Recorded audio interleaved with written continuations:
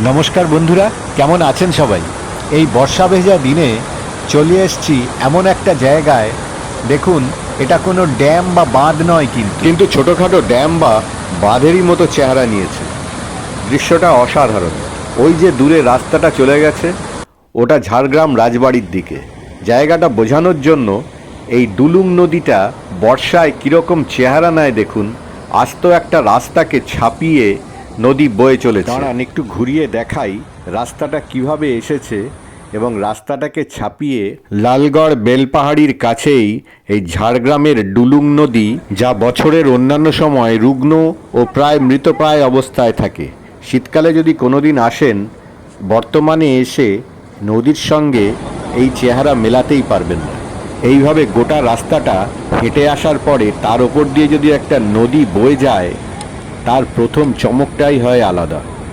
এই ঘন গভীর জঙ্গলগুলিতে ঔষধি গাছ, হায়না বাঁদর এবং হাতিরও নাকি দেখা পাওয়া যায় সময় বিশেষে। এখানে গোটা একটা নদীর মাঝখান দিয়ে যাওয়া রাস্তার ওপরে অবাধে গণস্নান ও গাড়ি ধোয়ানো উৎসবের চেহারা নিয়েছে।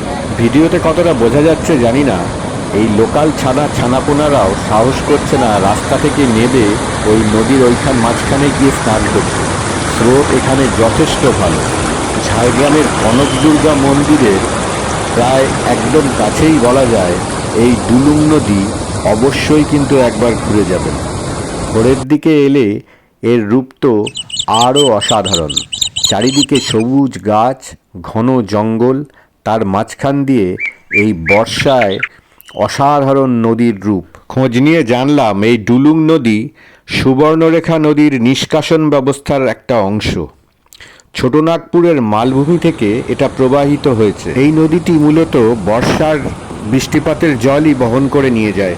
এখানে এসে জানলাম দেদ নালা ও কোপান নালা সহ প্রধান উপনদীগুলি ছোটনাগপুরের মালভূমি থেকে উৎপন্ন হয়ে এই ডুলুং নদীতে প্রবাহিত হয়। ছোটনাগপুরের মালভূমি থেকে যুগ যুগ ধরে বয়ে আসা এই শিল্পীর তুলিতে আঁকা একটা শান্ত স্নিগ্ধ নদী। তখন এই নদী ব্রিজের তলা দিয়ে বয়ে চলে, আর নদীর বক্ষে অজস্র কাশফুলে ভরে থাকে। তার রূপ তখন আলাদা। এই ডুলুং নদীর আদিবাসী নাম হলো কিউ। এই নদীটি ডুলুং বা কিউৎজে আদিবাসী সম্প্রদায়ের জন্য গুরুত্বপূর্ণ ছিল। এই ডুলুং নদীর ওপারটাই হচ্ছে চিল্কিগড় রাজবাড়ি ও জাম্বনি ব্লক, আর এপারটা হচ্ছে ঝাড়গ্রাম সদর। সুতরাং পুরো বর্ষাকালটাই ওপারের লোকেদের ভোগান্তির শেষ নেই। কিন্তু সুখবর, খুব শীঘ্রই এখানে ব্রিজ হতে চলেছে। তখন এই প্রাকৃতিক রূপটা হয়তো অনেকটাই হারিয়ে যাবে, কিন্তু মানুষের সুবিধা হবে। আসবেন নাকি নিশ্চয়ই এখানে একবার?